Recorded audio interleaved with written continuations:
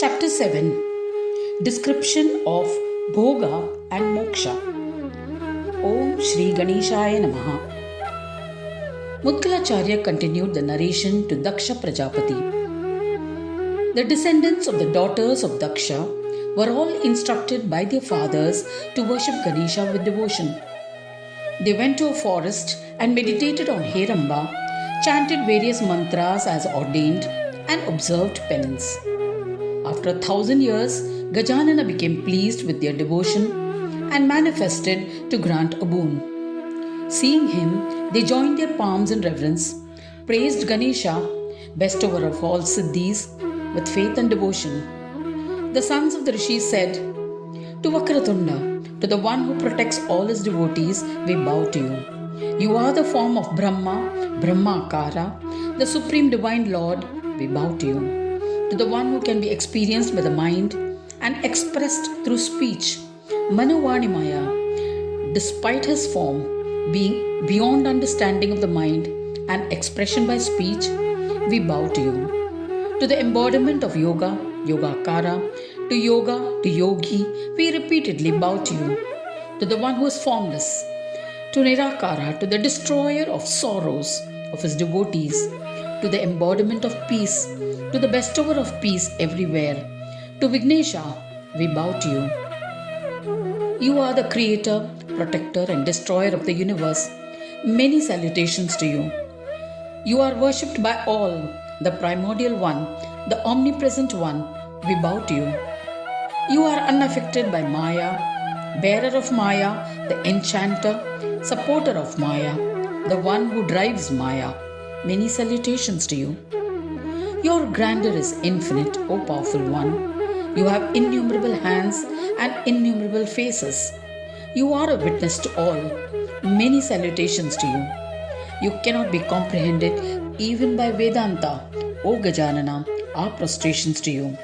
It is indeed our good fortune to be blessed by your darshan. We are incompetent to extol you. Blessed are our fathers, O Lord. We are indeed blessed. Our knowledge, penance, austerities and mantras have been blessed by your darshan.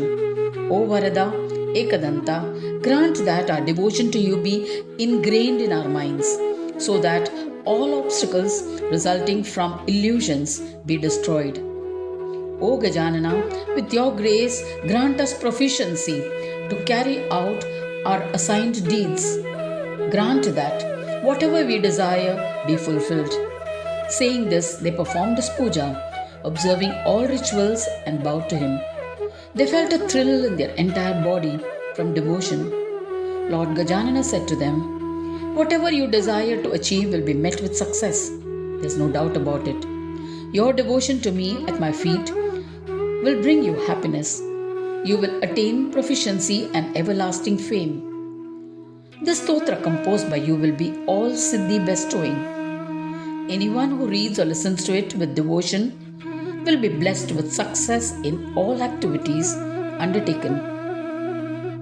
One who reads this 21 times for 21 days with faith will get whatever he may desire. This is beyond any doubt." Saying this, Ganadipa disappeared. All rishis were ecstatic. They returned to their respective dwellings. All descendants of Daksha and progeny of Daksha's daughters, equipped with knowledge, undertook their assigned deeds happily. Shaunaka said to Sutta, "Please narrate the legend in detail of the great sons of Atri, who were the personifications of Brahma, Vishnu and Shiva." Sutta said, Chandra, who was an Amsha form, part of the divine of Brahma, performed austerities, secured a boon from Ganesha and became Amrita Rupa. By the phases of Chandra, he nurtured all Devas and humans. By the rays of Chandra, harvest of food grains was enhanced. From an Amsha of Vishnu, Kala Amsha, that is part of the divine, Datta manifested. Datta observed the path of yoga. He was drawn to the path since birth. By attaining the stages of yoga serially, he became immersed in various Brahmas, Shiva, Shakta, Saura and Vaishnava. He became various yogic states of chitta, such as Jada, ignorant, Unmatta, insane, Pisacha, possessed, Bala, childlike, and other states. In the Jada state, one is not aware of their surroundings. They are not even aware of eating, etc. In the Unmatta state, the person behaves insanely, talking senselessly, make irrelevant gestures, scream intermittently, or laugh or dress awkwardly, not being conscious about their clothing, eat off the ground, attack strangers, etc. These are some examples of insanity or Unmatta state. In the possessed state, like a Pisacha, men wander carelessly at odd hours. They may even perform some miracles. They appear weird and scary.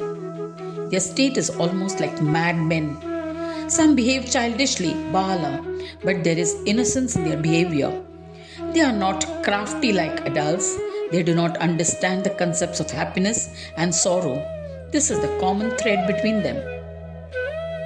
Seeing the yogi, Brahmins and people belonging to all castes and ashramas, including Brahmacharya ashrama, started worshipping him with faith and devotion. As a result of the crowd, the eminent Muni Datta could not enjoy a moment of solitude. He was worried and thought, what am I to do now? O Brahmin, Shaunaka, he decided to resort to his powers of yoga. He submerged himself in a pond by powers acquired through yoga. All the people waited eagerly for him near the pond to emerge from the waters. Datta, using his siddhis, that is spiritual powers, created Moksha Lakshmi. He made her embrace him from his left side and emerged from the waters. He was holding a pitcher of alcohol in his right hand. He behaved aimlessly while drinking alcohol.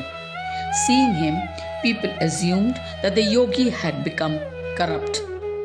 They detached themselves from the son of Atri, which made Datta happy. From then on, he practiced dhyana, dharana, and attained peace. To keep the crowds away, he continued this pretense by keeping Moksha Lakshmi and a pitcher of alcohol with him. After the passage of time, a terrible war ensued between Devas and Asuras, where he was residing. The Daityas defeated the Devas.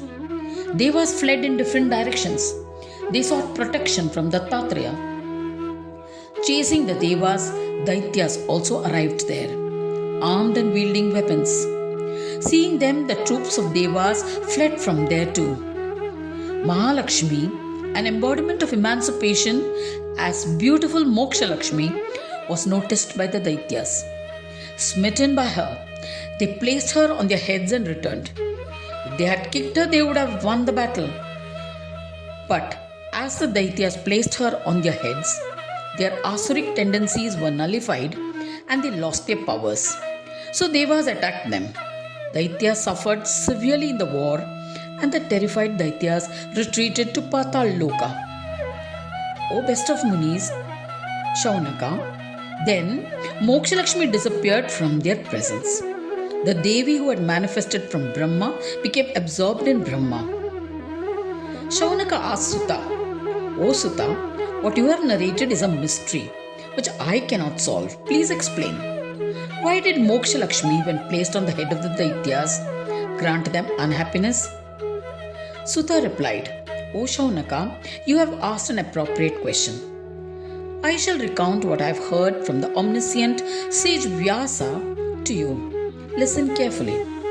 All Daityas have Tamoguna and Rajoguna qualities. They are thieves, they are immoral and adulterers. They were worshippers to Bhoga Lakshmi. Bhoga is to derive pleasure from enjoyments. Bhoga refers to enjoyment. They would harm others, hurt animals and drink alcohol and other intoxicants regularly. They committed various sins. They always criticized sages, munis, gods and yogis. Vedas, Shastras and Puranas. They terrorized others. These Mahasuras were riddled with defects. These Asuras loved enjoyments. They never deserved liberation. Though they were blessed with a body capable of all good deeds, They never desired liberation. They are constantly engaged in various pleasures. They trampled mukti with their feet but gave immense importance to bhoga or enjoyment. They placed Bhoga Lakshmi on their heads. Devas and rishis always desired liberation. Hence, they sensibly revered Mukti Lakshmi with great humility. They placed this goddess of liberation on their heads. When Asuras became associated with a yogi, Dattatreya, they carried her on their head and she became auspicious for them. I shall explain the reason. How is it possible for her to be auspicious for the evil and adulterous? This would mean that it encourages such vile behavior. How is it possible? She must be enraged and kill them. O Shaunaka, when they carried Mukti Lakshmi on their heads, in whom they were not interested, it implied that they shunned Bhoga Lakshmi. So Bhoga Lakshmi abandoned them. Moksha Lakshmi influenced them and their thoughts changed. As a result, their tendencies were nullified. For the Asuras, this was not desirous. So they were unhappy. So, O Brahmin Shaunaka, those who seek pleasure must worship Bhoga Lakshmi.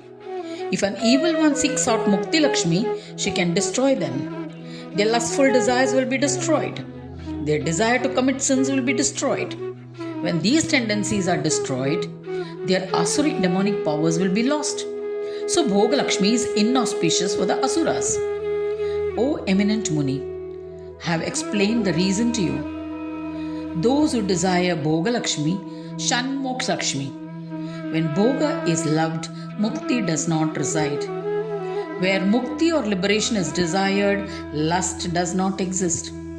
Bhoga Lakshmi is filled with vasanas, lust and passion. Moksha Lakshmi is devoid of lust, vasanas. Thus ends the 7th chapter titled Description of Bhoga and Moksha in the 2nd Khanda of the Puran Upanishad, Srimad Mudgal Puran, describing the legends of Ekadanta. Dedicated to Sri Gajanana. End of chapter 7.